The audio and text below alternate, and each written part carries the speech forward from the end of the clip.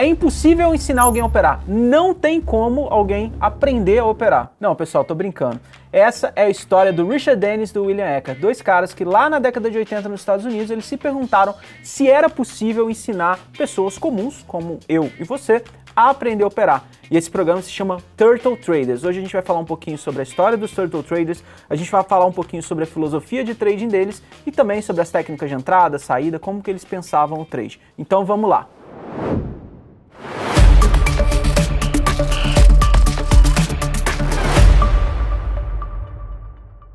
Então olha só, Thiagão e Vitinho, vamos fazer o seguinte, a gente vai fazer uma aposta de $1 milhão. Você acha que é possível alguém aprender a operar? Eu acho que é possível. Você acha que é possível? Pô, eu não acho, Costinha, eu acho que é impossível. Então vamos fazer o seguinte, vamos casar $1 milhão aqui, e aí a gente vai selecionar uma galera, e quem ganhar depois de 5 anos a gente vê aí quem ganha esse $1 milhão, pode ser? Fechado. Beleza, então essa foi exatamente a pergunta que o Richard Dennis e o William Eckert se fizeram. Em 1983, justamente a gente tinha esses dois traders que são muito grandes, eles eram gigantescos no mercado americano, eu já vou comentar sobre cada um deles. Eles se questionaram, eles resolveram fazer um experimento para ver se era possível pessoas comuns aprenderem a operar. Eles já eram extremamente bem-sucedidos, mas eles queriam saber se isso era algo ensinável, se você tinha que ter um dom, um talento, ou se era uma habilidade que poderia ser aprendida igual qualquer outra. Então, justamente, em 1983, eles fizeram uma aposta e eles iniciaram o que seria o programa Turtle Traders. Mas vamos lá, vamos dar um passo atrás. Afinal de contas, quem são esses dois senhores? Quem é Richard Dennis e quem é William Eckert? Eu vou comentar um pouquinho sobre cada um deles. O Richard Dennis, para quem não conhece, eu trouxe aqui uma colinha. Ele é um trader, que ele nasceu lá em 1949 e ele ficou gigantesco na década de 70. Ele operava commodities. Só para você ter uma noção, ele era chamado de príncipe do pitch. Tem até uma matéria do Wall Street Journal, que eu vou botar a imagem aqui na tela, que chama ele de príncipe do pitch. O pitch era aquele lugar em que os traders de commodities ficavam lá na época do pregão Viva Voz. Ele era considerado um cara extremamente habilidoso, talentoso e realmente uma lenda. Só para você ter uma noção, quando ele começou no mercado, ele pegou emprestado $1.600. E esses $1.600 dele viraram $350 milhões em 6 anos. $1.600 para 350 milhões, é bastante coisa. Só para você ter uma noção, quando ele começou a operar, ele pegou $1.600 emprestado da família dele. Ele tinha, e olha que doideira, ele pegou os $1.600, ele teve que pagar $1.200 só para poder abrir a conta na bolsa, e ele ficou com o restante do dinheiro operando. Para você ter uma ideia, em 1970, o capital dele subiu, esses $400 que sobraram, subiu de $400 para $3.000. Então já quando você pensa percentualmente, já é bastante coisa. E 3 anos depois, esses $3.000 já eram $100 mil. Para você ter uma ideia, em 74 ele chegou a fazer um trade de $500 mil operando soja, e no final do ano ele tinha se tornado um milionário. Então é impressionante, em 6 anos ele deixou de ser alguém que tinha os seus $400 e se tornou um milionário na bolsa de commodity. É importante lembrar também que ele acabou se aproveitando bastante, porque a gente tinha, na época, a gente teve um super ciclo de commodities ali, que também, enfim, ele conseguiu segurar os trades e performou super bem. Então, assim, ele é um cara que, obviamente, por conta disso, ele se tornou lendário nas bolsas de commodities, tanto que ele nem começou na CME, ele começou na Mid-America Commodity Exchange, e depois ele foi para a CME, então já era um cara bastante conhecido no mercado, e era um cara também que, de certa forma, tinha um talento incrível também, porque fazer esse percentual que ele fez não é qualquer pessoa que faz. Então esse foi o primeiro cara que fez a aposta. E o segundo cara que está nessa aposta é o senhor William Eckert. O William Eckert, ele é matemático, ele é um cara que em 1973 ele quase chegou a terminar o PhD dele em matemática, mas ele abandonou para continuar operando. Ele já operava na bolsa, ele também se tornou um trader muito conhecido e ele é um sócio, ele virou sócio do Richard Dennis na C&D Commodities, que era uma empresa de commodities, um CTA que a gente fala lá fora. Também, enfim, ganhou bastante dinheiro no mercado e ficou bastante conhecido. Os dois, eles fizeram essa aposta que eu comentei com vocês, se o trade era uma coisa que você podia aprender ou se era uma habilidade que você tinha que ter, algo que você tinha que perseguir. É muito curioso, o Richard Dennis, ele apostava que o trade era possível você aprender trading. Ele falava que era uma habilidade, você precisava ter um sistema, se você fosse ensinado da maneira correta, você conseguiria se tornar um trader bem-sucedido, enquanto o William Eckert, ele acreditava que não. Ele acreditava que tudo bem, você podia aprender uma técnica ou outra, mas você tinha que nascer com essa habilidade, você tinha que nascer com esse dom. E é muito normal a gente se questionar isso para várias coisas, né? Muita gente se questiona se no mercado você consegue se desenvolver ou não, você tem que nascer para isso. Não só no mercado, né? Em várias outras coisas as pessoas se questionam. Então, eles começaram o projeto dos Turtle Traders. A primeira coisa que muita gente se pergunta, por que tem esse nome Turtle? O Richard Dennis, uma das viagens dele para Singapura, ele foi viajar para Singapura e ele estava numa praia e ele estava justamente conversando com William Eckert sobre esse projeto que eles iam começar e ele estava vendo, ele acompanhou uma criação de tartarugas, né? Então as tartaruguinhas ficavam lá na areia e você tinha as pessoas criando as tartarugas, depois a tartaruga ia para o mar. Então ele achou um nome legal porque ele falou que é como se eles estivessem criando tartarugas, né? Ajudando na criação dessas tartarugas para depois elas irem para o mar, e é por isso que o projeto se chama Turtle Traders. Então, foi o seguinte, em 83, né, mais ou menos ali no meio de ano de 83, os dois resolveram colocar um aviso no jornal, eu vou botar o aviso aqui na tela para vocês, o original, que era justamente recrutando um grupo de pessoas para poder operar o dinheiro deles. A ideia era o seguinte, eles iam chamar um grupo diverso de pessoas, essas pessoas iam fazer uma prova, iam fazer um processo seletivo, eles iam treinar as pessoas, depois dar $1 milhão para cada uma dessas pessoas, essas pessoas iam operar o dinheiro deles, e aí eles iam verificar se esse experimento fazia sentido ou não.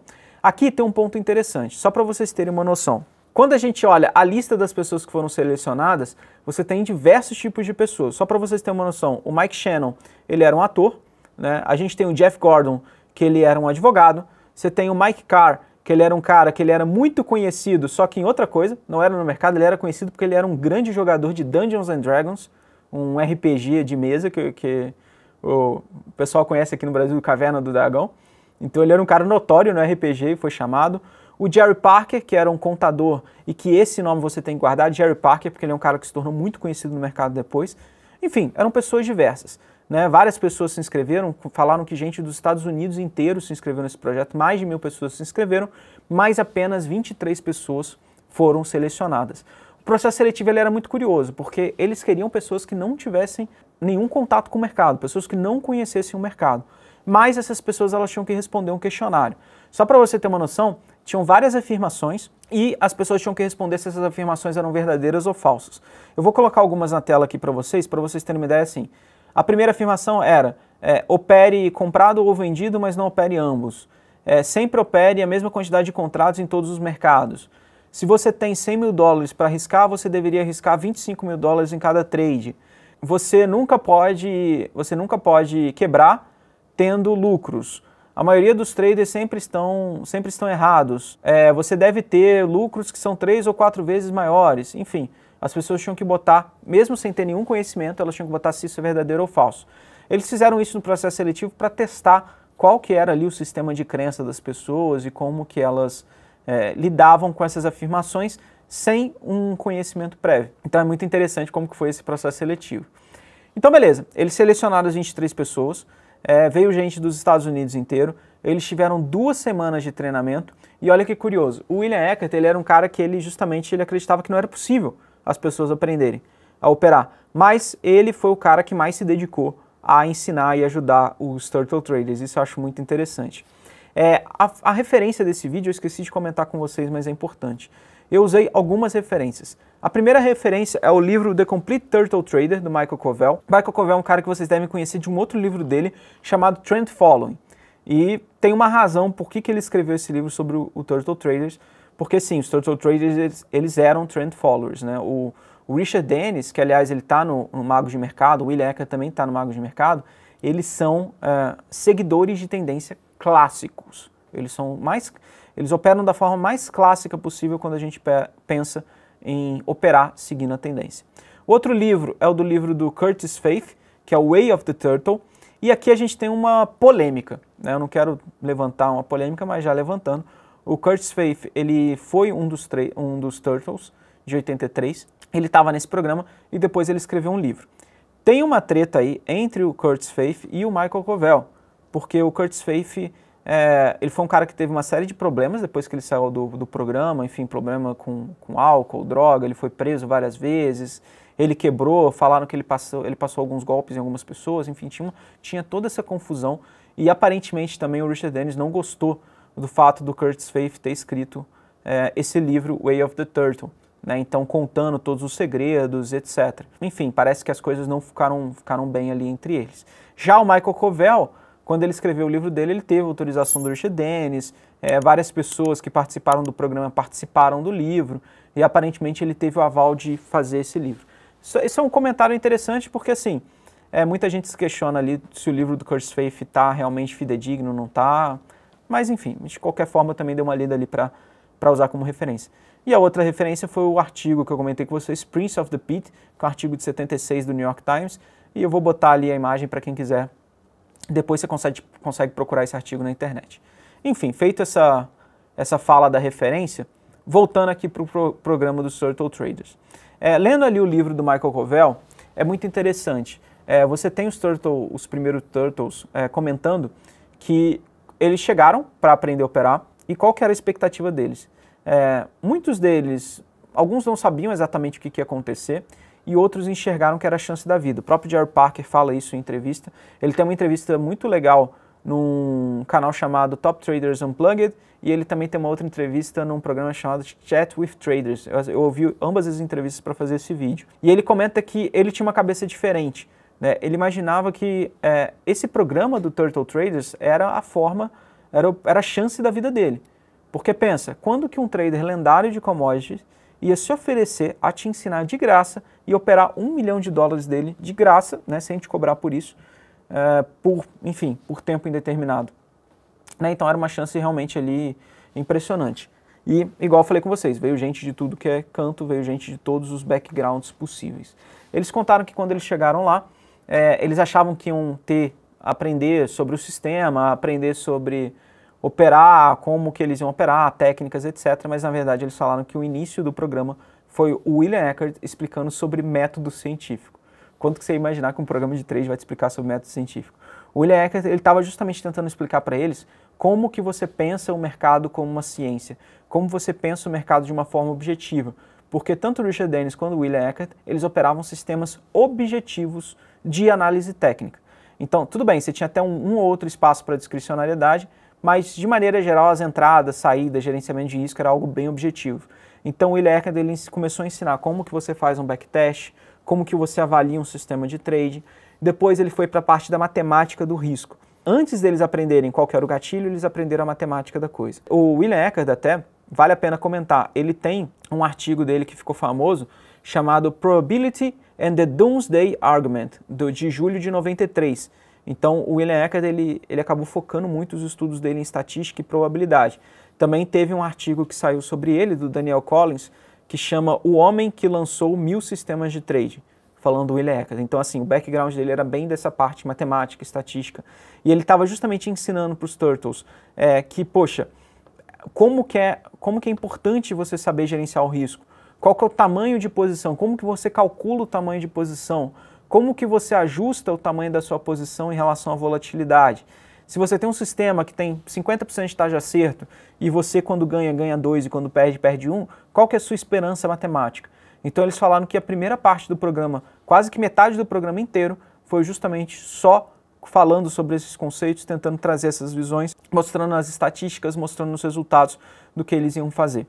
Uma outra parte do programa eles aprenderam as entradas, saídas, eu vou comentar também sobre eles, mas o William Eckert também passou uma outra parte do programa explicando como que você pensa o mercado, discutindo esse aspecto da filosofia. A filosofia dos Turtles, ela era baseada em seguir a tendência, então eles procuravam identificar a tendência e permanecer o máximo de tempo possível na tendência. Eles tinham stops pequenos e alvos maiores. Na verdade, eles não tinham um alvo no sentido de botar um nível de preço, o preço testar lá e eles saírem da operação. O alvo deles era por trailing stop, e eu vou comentar também aqui para vocês. Quando eles iam operar, o William Eckert ensinou para eles que eles tinham que fazer 5 perguntas básicas. A primeira pergunta é, qual o estado do mercado? Ou seja, qual que é a tendência do mercado? A segunda pergunta era, qual que é a volatilidade desse mercado? Então, é uma coisa que eu também fiz bastante para vocês na sala. No caso do índice, vamos pensar o índice. 100 pontos de índice não é a mesma coisa que 100 pontos de índice há 3 anos atrás. O valor do ponto é a mesma coisa, mas em termos da amplitude média. Né? Qual que é a amplitude média de um determinado ativo? Qual que é a volatilidade média de uma Petro? Qual que é a volatilidade média de uma Vale? Você não consegue operar a Vale do mesmo tamanho que você opera um Magazine Luiza, por exemplo, porque Magazine Luiza é uma ação que tem mais volatilidade. Vale tem menos volatilidade e você ajusta o tamanho da posição baseado nisso. A terceira pergunta, qual que é o ativo que você vai operar? Né? Ou seja, qual que é a natureza daquele ativo? A quarta pergunta é qual que é o sistema que você vai operar? Qual que é a orientação de trading? Né? Ou seja, o seu sistema ele vai ser baseado em rompimento de canal, o seu sistema vai ser baseado em cruzamento de médias móveis, o seu sistema vai ser baseado em pullback, o seu sistema vai ser um sistema de regressão à média? Era uma pergunta que eles tinham que se fazer. E o terceiro, qual que é o nível de aversão a risco do trader ou do cliente? No cliente que ele está falando porque eles operavam dinheiro de outras pessoas. Mas assim, qual que é o seu nível de aversão a risco? Quanto que é o risco que você aceita perder? Como que você lida com o risco?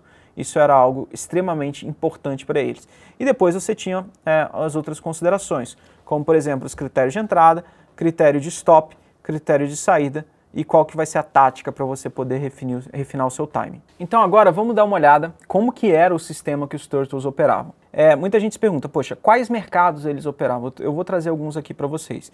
Eles operavam futuros e commodities. Né? Então, como o Richard Dennis e o William Eckert, eles têm esse background de commodities e futuros, eles acabaram operando isso também. Apesar de que alguns desses Turtle Traders, por exemplo, Jerry Parker, hoje ele opera futuro de ação. Lá nos Estados Unidos isso tem bastante liquidez. Então, só para vocês terem uma ideia, eles operavam na Chicago Board of Trade, eles operavam bonds de 10 anos, eles operavam títulos de 10 anos, né, o 30 e o 10 anos. Na New York Coffee and Cocoa and Sugar Exchange, eles operavam café, operavam cacau, açúcar e operavam algodão. Na CME, que é a Chicago Mercantile Exchange, eles operavam franco suíço, né, o futuro de franco suíço, futuro de marco alemão. Aqui tem uma coisa curiosa, tá? É futuro de marco alemão, se você é mais novo você não vai lembrar, mas antes de ter o euro, os países da Europa tinham suas próprias moedas, então você tinha um marco alemão. Eles operavam franco francês, que hoje em dia não existe mais também, operavam dólar canadense, iene japonês, o S&P 500, eurodólar.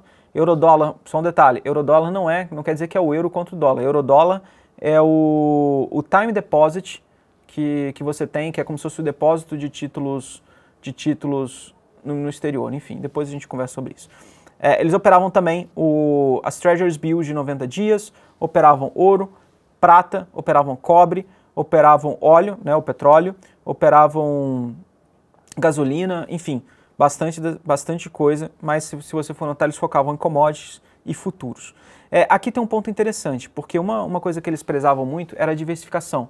Então, ou seja, eles tinham posições em diversos mercados, bastante diversificados, operavam posições pequenas. Né? Então, eles eram aqueles caras que eles tinham posições pequenas, mas eles operavam muitas posições em muitos mercados diferentes. Só para você ter uma ideia, na entrevista que eu ouvi do Jerry Parker, ele falou que ele opera cerca de 130 mercados, mais ou menos. E ele contou que tem outras pessoas que têm uma filosofia parecida com a dele, que eles chegam a operar 250, 300 mercados diferentes. Então são muitas posições pequenas, mas em vários tipos de mercado.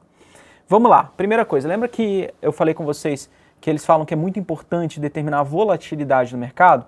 Então vou te explicar como que eles fazem isso. Para determinar a volatilidade do mercado, eles criaram uma medida chamada N. Eu não vou entrar no detalhe, mas é o seguinte, pensa o True Range. Eu já comentei com vocês o True Range. True Range é uma medida de volatilidade, que ele é o maior valor entre a máxima e fechamento anterior, mínimo e fechamento anterior, ou máximo e mínimo atual. Você calcula uma média disso e você tem o True Range, que é uma medida de volatilidade. Eles calculavam qual que era o True Range de 14 períodos e depois faziam a fórmula do N para ter uma noção de volatilidade de cada tipo de ativo. Depois, eles faziam um cálculo que eles chamam que é a volatilidade por dólar, que ele basicamente pegava o N, que era essa medida de volatilidade, eu vou botar aqui na tela para vocês, e eles multiplicavam na quantidade de dólares por ponto. Dessa forma, eles falavam que era o seguinte, cada N representa 1% do equity que eles tinham para operar, da conta que eles tinham para operar. Então eles pegavam 1% dessa conta e dividiam por essa volatilidade dólar que eles achavam, esse valor do dólar, do N por dólar. Eles estão fazendo isso para ter uma noção de quantas unidades daquele ativo eles podem operar que respeite essa proporção de 1% do capital deles. Isso não é muito diferente do que a gente fala na sala para vocês. Né? Então, por exemplo, você vai operar ação, né? Vai fazer um day trade em ação. No índice do dólar, você acaba já tendo na cabeça ali o valor por ponto, então você já tem uma noção, você já calcula mais fácil o tamanho. Nas ações é mais difícil, porque cada ação tem um preço, como cada ação tem uma volatilidade, você vai botar valores diferentes, então assim, é muito importante você adequar o tamanho da sua posição para o seu stop financeiro ele ser, de certa forma, sempre o mesmo. A quantidade de ações que você opera que você vai aumentando ou diminuindo. Então isso para eles era muito importante. Dessa forma, o N era algo objetivo, né? Então eles sabiam que, muita gente usa hoje, por exemplo, sistemas em que você usa um stop de duas vezes o trend, por exemplo, né? Então que você usa a medida de volatilidade, você bota 2 vezes o stop.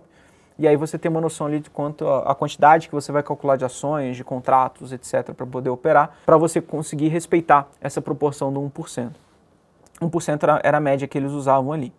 Só para você ter uma noção, então eles criavam essa unidade, eles tinham a característica de poder adicionar a favor da posição, eles não faziam preço médio contra, mas eles faziam preço médio a favor. Mas ainda assim eles tinham algumas regras de diversificação. Para você ter uma ideia, no mesmo mercado eles poderiam ter 4 unidades de risco, né? Então você pegando esse N e achando o valor por dólar, ele poderia ter no máximo 4 unidades, ou seja, ele entrava com uma unidade, o preço andava a favor, ele entrava com mais uma unidade, entrava com mais uma e no máximo poderia ter 4. Poderia ter no máximo 6 unidades em mercados que tivessem um grau de correlação alto, né? Então, por exemplo, vamos pensar um mercado aqui que tem uma correlação alta, milho e soja. Ele poderia ter no máximo 6 unidades nos dois, né? Porque pensa, senão você vai estar muito para um direcional só, então eles tinham que diversificar entre os mercados.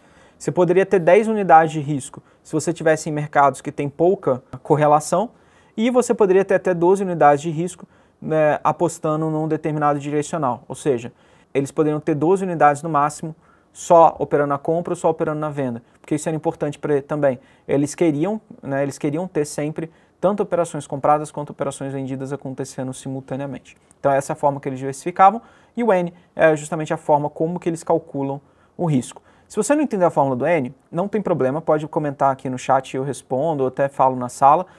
Mas o foco principal aqui que eu quero trazer para você é você entender que ativos diferentes têm volatilidade diferente e você tem que calcular o tamanho do seu stop de modo que o seu stop financeiro seja sempre o mesmo, tá? Então assim, se o mercado é mais volátil e ele estopar, você vai perder R$250. Se o mercado menos volátil te estopar, você vai perder também os R$250. E aí você calcula o tamanho da posição baseado nessa volatilidade. Isso é muito importante e, na verdade, sendo bem honesto com vocês, aqui está a base do sistema deles, porque essa parte do position sizing e da diversificação é extremamente importante. Então é isso, pessoal. Essa foi a primeira parte do nosso vídeo sobre os Turtle Traders, né, sobre a história do Richard Dennis e do William Eckert. Eu espero que você tenha gostado. É uma história muito interessante e eu imagino que você deve estar ansioso para a parte 2. Não se esqueça de curtir, comentar, compartilhar com seus amigos. E é isso. Valeu, tchau, tchau!